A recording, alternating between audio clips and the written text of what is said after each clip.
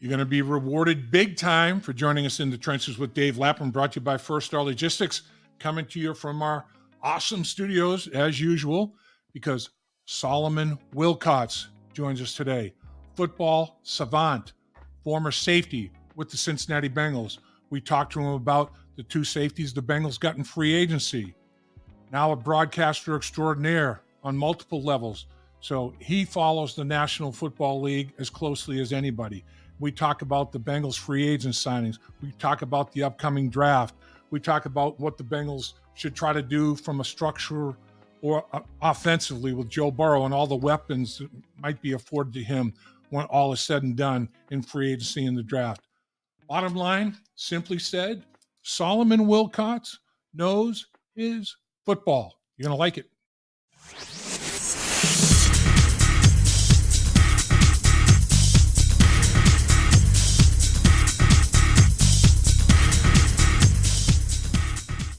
Appreciate you carving time out of your busy day to join us in the trenches with Dave Lapham, brought to you by First Star Logistics, coming to you as always from our outstanding studios that First Star Logistics provides to us.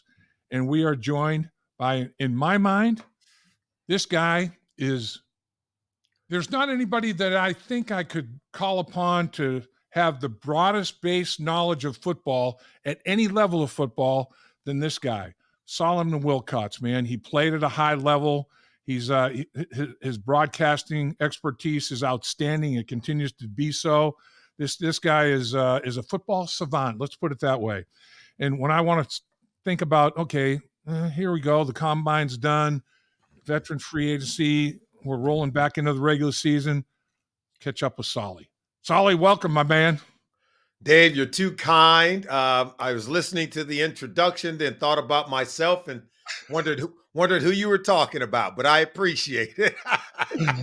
You're the best, Solly. I swear, man. I love talking football with Solomon Wilcots. It's always a lot of fun. Thank you. What's your knee-jerk reaction, first blush? You know, the Bengals veteran free agency here did some things. What impressed you most, Solly?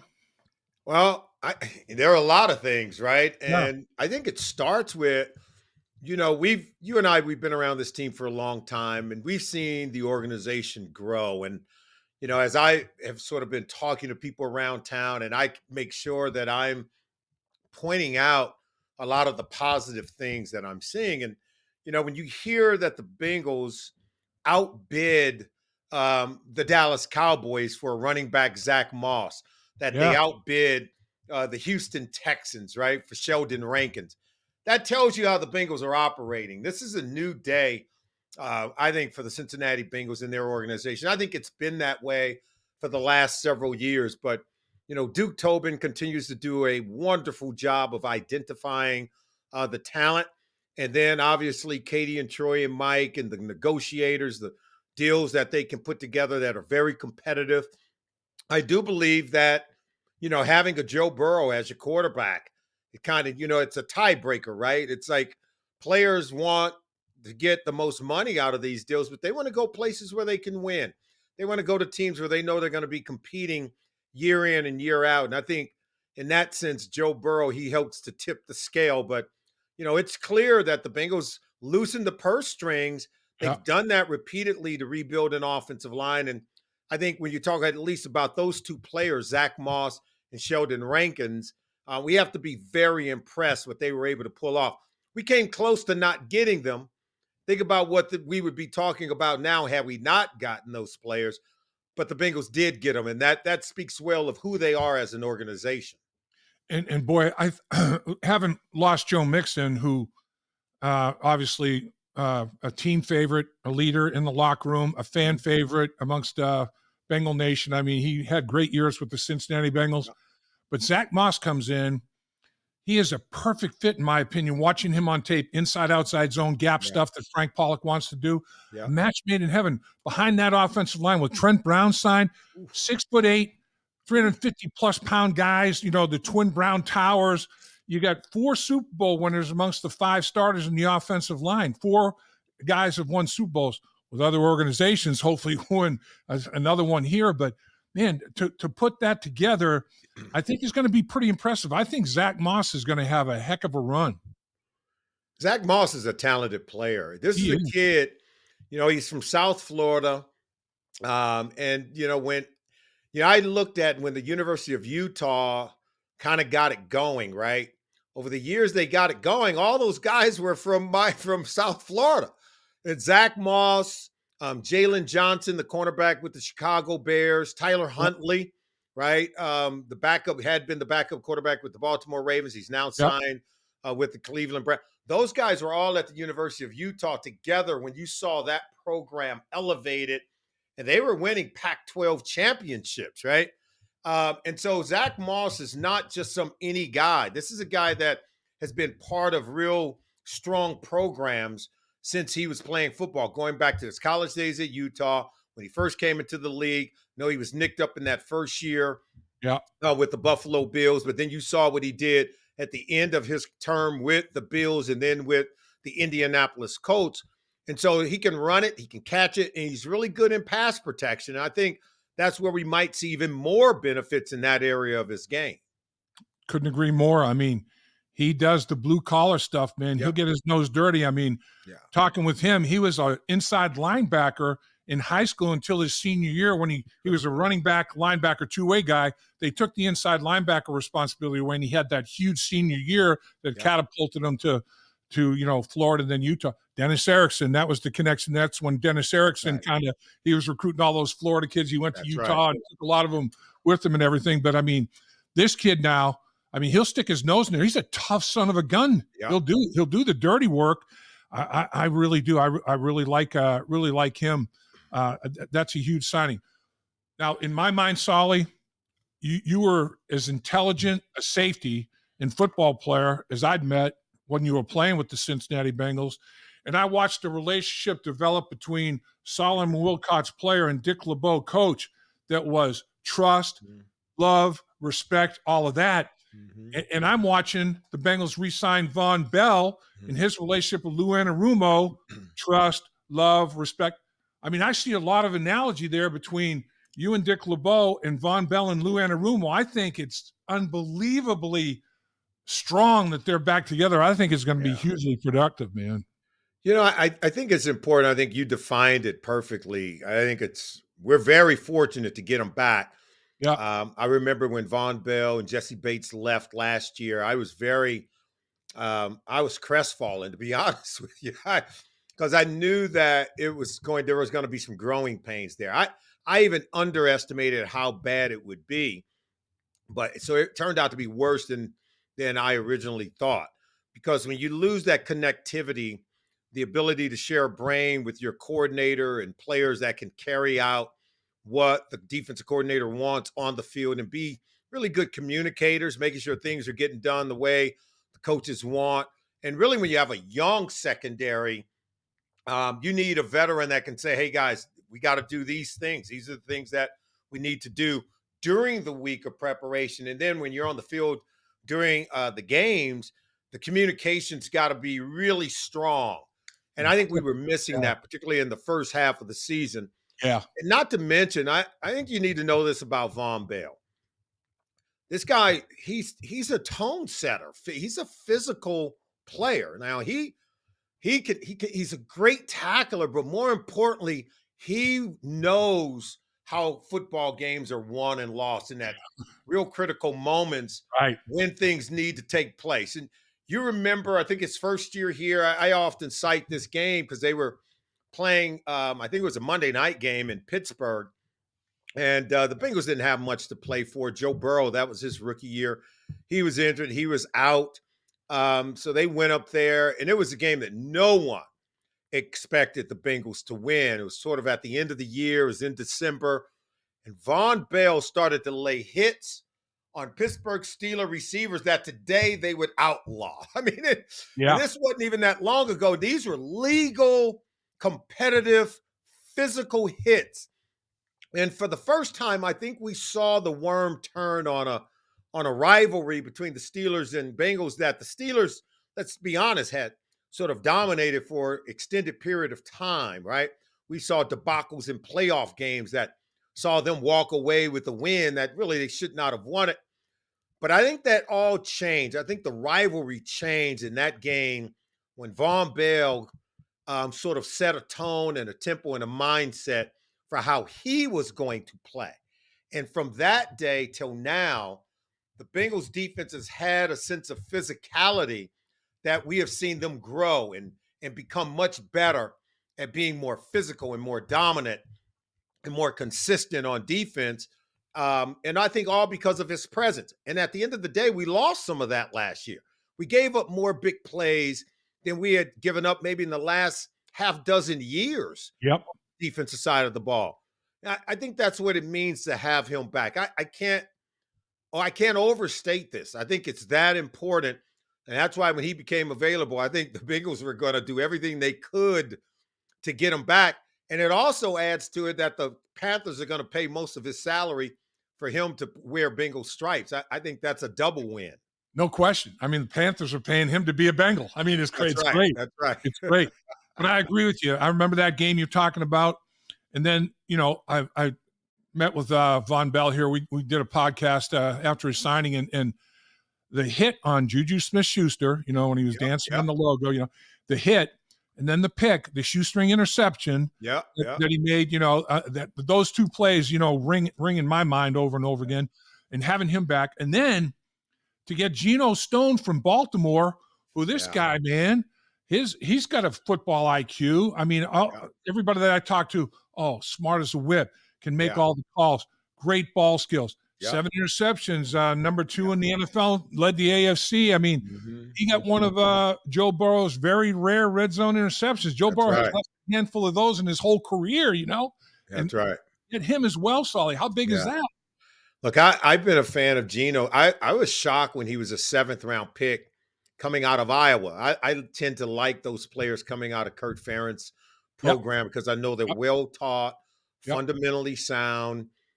He's just another one of those players. And this is going back to the days. Remember, Bob Sanders came out of those programs.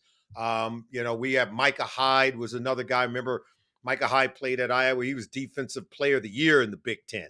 Yeah. And I remember he went to Green Bay, and a good friend of mine was the defensive back coach at Green Bay at the time when they let him go play for the Buffalo Bills. I said, what are you guys doing?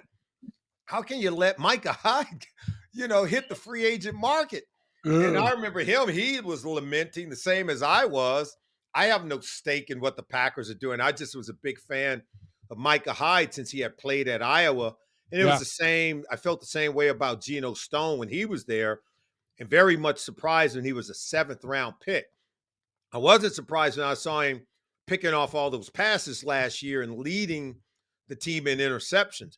Do you know that the Cincinnati Bengals, Baltimore Ravens, the Pittsburgh Steelers, and Cleveland Browns, all 4 teams in the AFC North 1 year ago in 2023 rank right in the top 6 of total takeaways? Wow. I mean, they rank right up there at the top of the board. And I think the Bengals were just one shy from being in the top 5, right behind, I think, the Cleveland Browns or the Steelers. But that's how good this division is, and that's how good the defenses are when it comes to taking the ball away. So to go over to the Baltimore Ravens and get Geno Stone and bring him over to the Bengals, that's huge. Not only does it hurt the Ravens, it should help the Bengals defense in spade. And I think with Geno Stone and Vonn Bell playing together on the back end as starting safeties, I'm telling you, it's going to really help us tremendously above and beyond what we saw 1 year ago. It's amazing. You have great players coming back together as teammates. Orlando Brown, Geno Stone playing together at Baltimore. Yeah. You've got Ted Karras playing with Trent Brown, who they just, signed, playing in New England, winning Super Bowls. The amazing thing to me, Solly, for the Bengals 5 starters in the offensive line, projected starters, all Super Bowl winners, with different organizations, but all Super Bowl winners. And that's what you're playing for, is the ring, man. And 4 of those 5 guys have got one. Volston hadn't been in the league long enough to get one. He's been with the Bengals. But, I mean, getting there, it's amazing. And then look at this one. Sheldon Rankins, like your take on him, but Sheldon Rankins played in the Saints with Vonn Bell and Trey Hendrickson. Those 3 guys all played together down in New Orleans, and they're on playoff teams. I'd like your opinion on Rankins. Also like your opinion on when you reunite with former teammates where you had that kind of success and you try to, run it back, that's a big deal, isn't it? It really is. You know what it's about? It's about trust, right? It Yeah, really is. yeah. Yes, they were former teammates, but it was more important that they were former teammates who won a lot of games together. They won and participated in a lot of big games together. Yep. That's where those bonds are formed. Winning matters in this league, as you well know. And to be in a place where you've won in big games, and you walk into another locker room, the other players even know who you are. I remember when I left here in Cincinnati, I went to Minnesota, went to Pittsburgh. When I walked into those locker rooms, I was surprised. Most of those guys knew me. Most of those guys were happy to see me come and join their football team. Yep. It's not easy if you're a Bengal and you walk in a Steelers locker room. But if they respected how you went about playing and how you went about your work, I'm telling you, it's easy. That's the same way many of the Bengals players felt, about some of the guys who came over to play here for the Cincinnati Bengals. When you're changing teams and you've been playing in some very important games, and you were playing in those big games, and you were winning together, and you were part of successful moments, people can't wait to welcome you into their locker room. And I know that's what Trent Brown is feeling right now. Clearly, that's what Geno Stone is feeling. I'm sure Joe Burrow is going to walk across the locker room and shake his hand, right? And say, Right. glad to see you here, instead of Right. patrolling the secondary on the other side of the field. Right. To take a division rival, take an Yeah. opponent from that division rival is big. There's no question. Sheldon Rankins, I mean, what he can give you on the interior as a pass rusher is invaluable, isn't it, Solly? I love Sheldon Rankins. Watched him everywhere he's been. I've watched him dominate. It's funny, look, I'm not happy that the money is coming out of the safety's pocket. We've seen a lot of these safeties hit the free agent market and being released because of the high contracts that they're getting. Right. But I said before, I said a lot of that money is going directly to the interior guys on the defensive line. And I'm not so sure that I can argue against it, to be honest with you. And Sheldon Rankins is one of those players. We all saw what Aaron Donald has done over his 10-year career. He's now retired. And that, I think his play has made NFL owners, head coaches, and general managers look more at these interior defensive linemen who can change the game, who can wreck the game for offenses. They are closest to the quarterback. They're aligned in an immediate position that if they can split the guard tackle gap or the center guard gap, they're right in the quarterback's face. They can impact and destroy what offenses are trying to do so much easier than a guy who's sitting on the edge, who the teams can scheme him out of being an impact player. They can run away from him, but it's hard to get away from that interior defensive lineman like a Sheldon Rankins, who is so disruptive. He's so quick off the ball. He's good with his hands. Look, I got to tell you, he wrecked our game earlier this year when the Houston Texans came here to Paycor Stadium, and Oh, yeah. they beat us in that game on that Sunday. And I'm telling you, I left there very much impressed with Sheldon Rankins and with the way they controlled and won the line of scrimmage against our offensive line, who I'm thinking is pretty good. So Yep. that tells you, I think he caught the eyes of the Cincinnati Bengals. There's no doubt about it, from how he played, not only in that game, but just how he's played over the course of his career. He had 3 sacks of his 6 on the season. He had 3 in that football game against the Bengals, and he'll tell you he could have had 2 more. He could have had a 5 sack day. I mean, he was going against Kappa, pretty good player. He's having a pretty good year. So I mean, it's like, hey, can't beat him. Have him join us. I mean, that's a pretty good signing right there. Yeah. I look at I look at how the Bengals have evolved in that regard. And let Trent Brown. Here's a big guy, 6'8", 370. And watching him one-on-one pass rush, I mean, he is as talented as anybody in taking away the difference maker on the edge. And with, TJ Watt, and Myles Garrett and people like that, to get a guy where you don't have to necessarily slow block with the tight end or slide all the way to the tackle. You have that eraser, that big old beast like that. That's a big deal. And like the old commercial, the UPS commercial, what can Brown do for you? You got a Brown in the backfield. You got Twin Tower Browns at tackle. Brown can do a lot for the Bengals, man. I Oh mean, my goodness. Think about Orlando Brown. When he came, we just thought he was huge. Look at this yeah, big yeah, left tackle. We got this guy's bigger. Trent Brown bigger.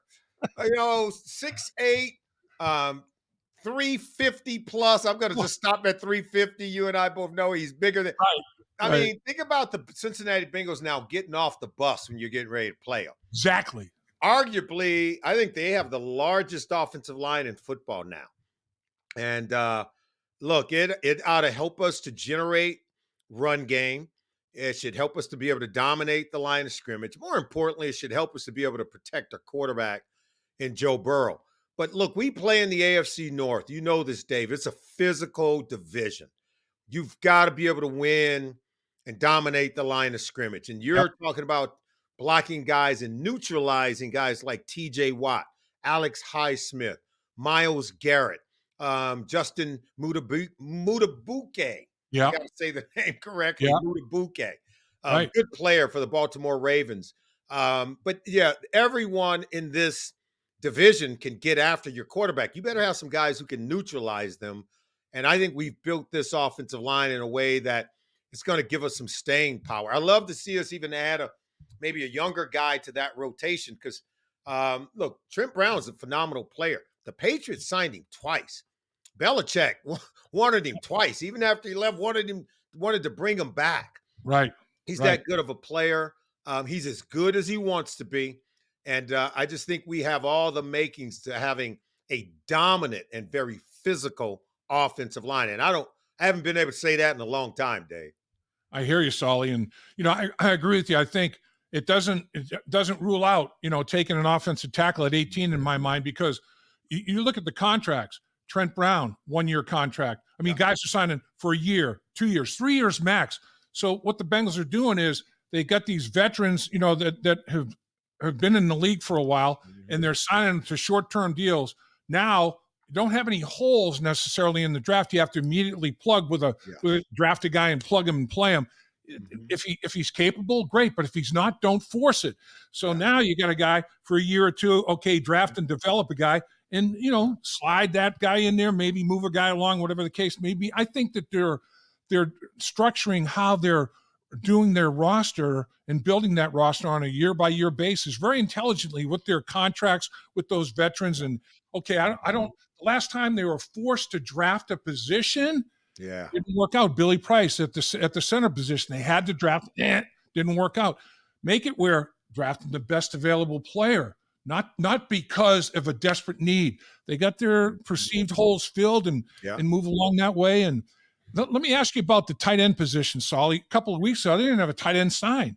Now they got Drew Sample signed, re-upped.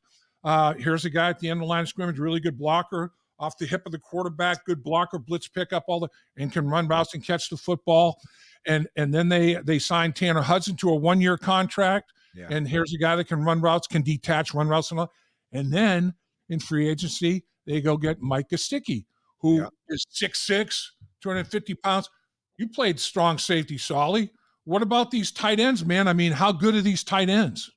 Tall trees, man. They've got tremendous pass catching radius. Hudson, I think, showed us something last year that that guy can play. He's a good football player. I love what he brought to the team last year. And Mike Gesicki is a guy that I was years ago. His final year at Penn State, I'd just go up to watch Ohio State play. In that game, he's a teammate of Saquon Barkley. Saquon Barkley runs back the opening kickoff, right? We knew we were in for a game, but I watched Gesicki be the guy. He was, he and Saquon Barkley. These were the guys on that offensive football team that kind of fueled the engine. Really good player. He's got some nuance to him when it comes to route running. He's got a good feel for how to win against coverage. He's basically your slot receiver to the opposite side of your two wide receiver side, and he's going to be able to beat most linebackers and safeties in coverage. Yep. That's how good he is. You Yep. don't want to have to put a nickel corner on him because he's so big that he can just kind of wall you off and still make the catches. And he's got enough to be able to get deep down the middle of the field. At the end of the day, you want to be able to win over the middle of the field. You get that done with big body wide receivers like a T. Higgins, who's so good at running those slant routes and winning over the middle, getting across the face of the safety. But you have to be able to do it on the other side with your tight ends as well. We saw Tanner Hudson do that last year on a consistent basis. I mean, he was really good at it. And Gesicki gives them another player who can do that. So being able to win over the middle of the field, what does that do? I think it opens it up on the outside for guys like Higgins and Jamar Chase. But you have to win over the middle of the field. It's so hard to be able to do it. And it takes a rare, special player to go into the middle where it gets very physical, as you well know, to be able to win those contested catches on a regular basis. In my mind, though, if our boy from Georgia, Bowers, is there at 18, bingo. I mean, we did a podcast. You were outstanding, Solly. That was an unbelievable podcast. I still take that big dog now. I mean, if he slides somehow to 18, Yeah. Merry Christmas, everybody. It's an early present. I'm salivating. And look, I say it like this because I know I'm having talks with guys. They're like, I don't know that tight ends are going that high. I'm like, this is no average tight end. Right. You know, this is like when you say we don't take running backs in the first round. Yeah, but you're going to take a Bijan Robinson. You're going to take a Jahmyr Gibbs, right? Like this is a player who's not literally defined by the position. Right. And you have to understand that he's so multiple in his skill set. He's got speed, he's got power, he can block, he can be your inline guy, he can be detached, he can line up in the backfield for you. He's a multifaceted player with multiple skill set. So you don't just define him as a tight end. But I will tell you this: imagine Tom Brady had his Rob Gronkowski. Patrick Mahomes has his Travis Kelce. When are we going to get one from Joe Burrow? When are we going to get him a guy who can win and dominate over the middle of the field? Because I think that Brock Bowers is that guy that would give them another explosive playmaker on offense, but the ability to consistently win over the middle of the field. And at the end of the day, think about his production. Your top tight ends in this league, like a Kelce, if they get 90 catches, 900 yards, or 1,000 yards, isn't that similar to what you expect from wide receiver number 2?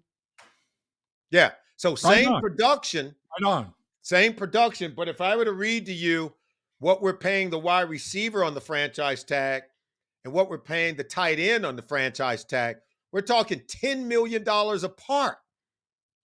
So if you're paying a wide receiver at the top of the market for the same production as a tight end, you'd probably rather get that production from a tight end. If he can give that to you, I believe Brock Bowers can. So the Bengals now have 10 draft picks. They get another 7th with the Joe Mixon trade. Mm-hmm. The compensatory picks are a 3rd rounder and a 6th rounder. So you give them 10 now. They have 4 picks in the top 97. The one compensatory in the 3rd round is number 97. If Bowers is there, you know, past like number 12, 13, and you wonder, does he get there to 18? Would you use some of that draft capital, Solly, to move up? Or would you say, I'll let it fall. If he's not there at 18, I'll get my offensive talent. I'll get the best player available. Do you just play best player available? Or do you say, that guy is more special than best player available? I might have to move for him. I would be tempted to try to get ahead of the Colts at 15. Yeah. But I think because this is such a offensive lineman rich draft, I'm going to be very disciplined this year. And I'm going to say, look, if Brock Bowers is there at 18, you know, and I'm still going to have to think about it. Depends on, you know, what we're looking at with these offensive tackles, because you and I both know we're going to be right back here next year needing another tackle, right? Right. We are. We're going to be right here. And you could almost have him a year early to have depth and to get him ready. So I'm leaning at the tackle position. Brock Bowers is there at 19. I'm going to have a strong conversation because touchdowns matter, right?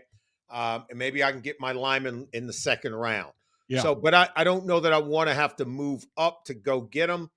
But I'm going to be very tempted, to be honest with you. That's going to be a strong temptation, but probably going to have to practice some discipline there, only because I see a strong need for offensive linemen, and this is a draft that's rich with offensive linemen. No doubt. No doubt. I mean, I look at it, I'm like, all 8 draft picks made the roster last year, and they all had roles and expanded upon those roles. Yeah. Can 10 more make it this year after 8 making it last year? So, I mean, I have some capital to spend. Do I spend a lot of it early, try to move up in that first round? Or do I tweak it, in some other rounds where, oh, boy, some of the offensive, there's a running offensive lineman. Let me package and move up here in round 3, make sure I get one. I mean, I think they're in a pretty good position with the draft capital they've got and what they've done in free agency. I'm looking forward to what they do in the draft. I think, as usual, as you make mention of, Duke Tobin and his staff and the coach has done a hell of a job. But when you let your imagination run wild of what could this offense do with Brock Bowers in it, when you have a Jamar Chase and a T. Higgins, right? And you have a Chase Brown and a Zack Moss in the backfield. Because to me, it's about stressing defenses with as many explosive players as you can get. And and the tight end is sort of that Swiss Army knife that really takes offenses to another level. It's much harder to get wide receivers the ball outside the numbers. You got to move a guy in at the slot receiver. He becomes the guy that you can all but bet you can scheme him the ball. Right. The outside guys just got to win. Right. But when you have a tight end who's working also inside with that slot receiver, it's all day. That's why Travis Kelce's numbers are consistent year in, year out. You get an offense coordinator like Andy Reid, who's got some creativity to him. No defense can really stop you from getting him the ball if you have any threat on the outside.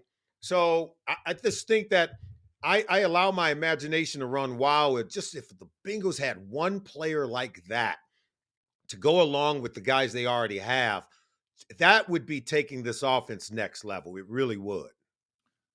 No doubt about it, Solly. Man, I've kept you longer than I promised. I always do, because when we start talking football, right? You are pure gold, my man. I mean, it's like 16, 18 karat gold, man. It is pure gold is what it is.